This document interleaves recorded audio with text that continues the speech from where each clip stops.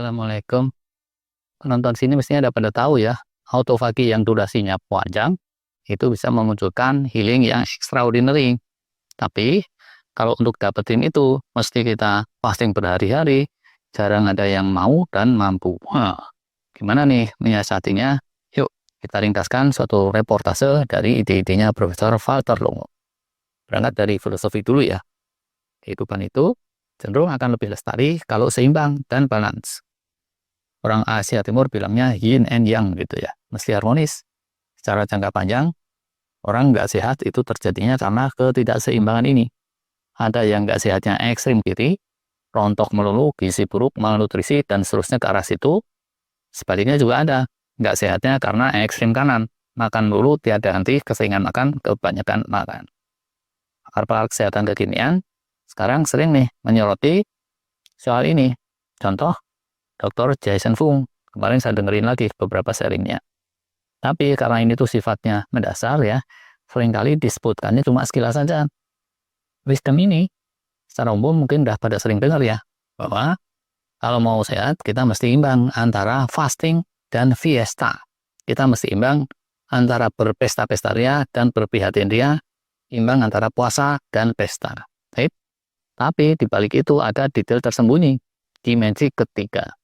Dan detail tersembunyi ini kuncinya yang bisa kita optimalkan untuk upaya-upaya sehat kita, upaya-upaya healing.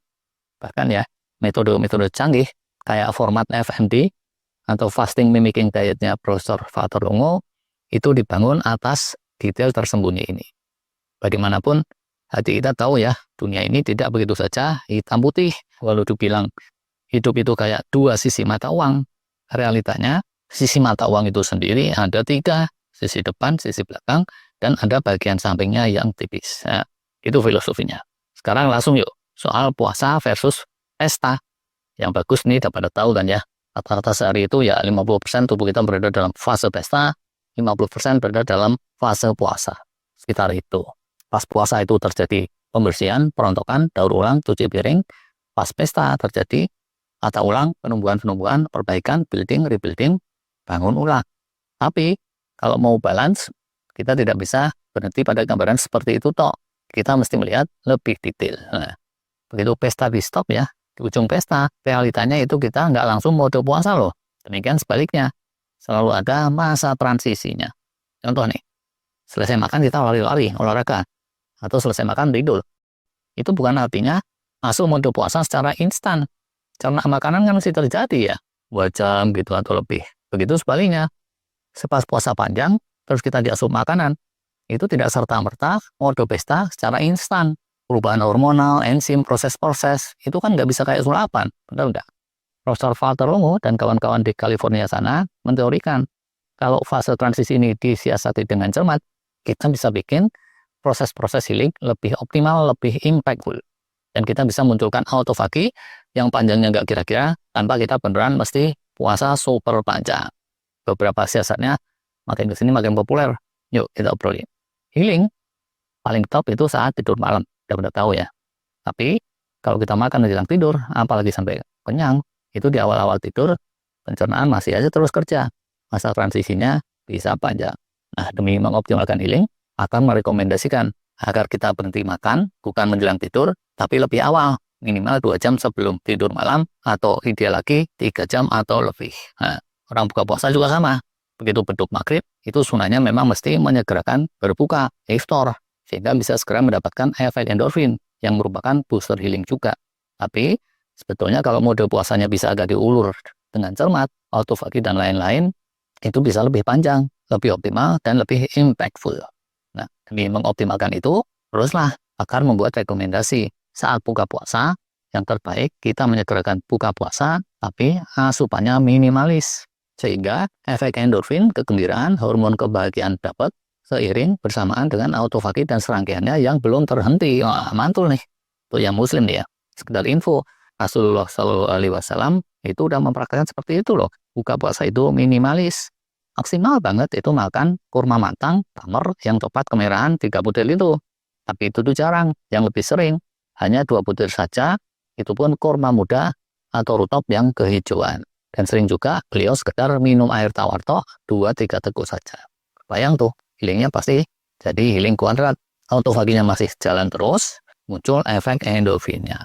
Makan yang beneran, yang mode pesta, itu baru sekitaran awal waktu Isya atau mendekati waktu Isya.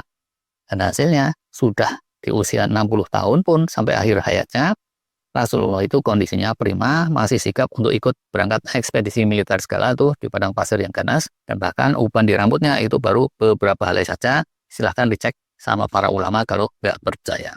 Bahkan saat Isya beliau makan itu makannya ala kadarnya, sekedar untuk meluruskan punggung. Nah, dikiaskan seperti itu.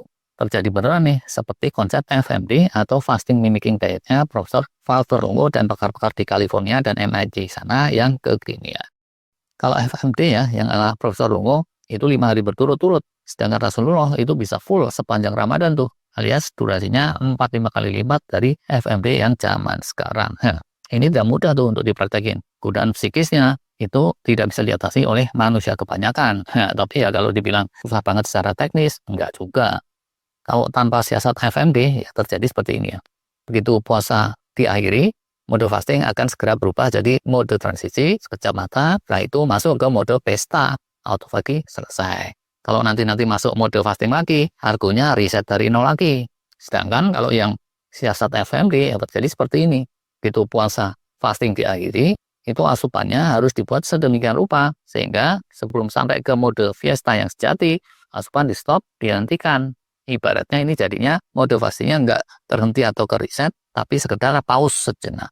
Begitu terus lanjut fasting, autofagi dan serangkaiannya segera berlanjut, ngegas lagi. Dan kalau ini terjadi berulang-ulang, 4-5 hari gitu atau lebih, sel-sel di sekujur tubuh kita itu bisa ketipu gitu ya, dalam tanda kutip. Sel-sel akan beran mengira fastingnya ngedur 4-5 hari, sehingga nantinya manakala tubuh benar-benar masuk fase pesta, produksi hormon pertumbuhan, stem cell, dan serangkaiannya akan kenceng optimal, dan muncullah healing yang mental-mentul.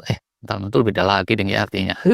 Dasar penelitian MIT tahun 2016-2018, sweet spotnya untuk kencengnya stem cell dan serangkaiannya itu setelah fasting dapat 48 jam kayak gitu. Baik fasting beneran atau yang sifatnya mimicking fasting seperti metodenya Profesor Walter Longo tadi itu.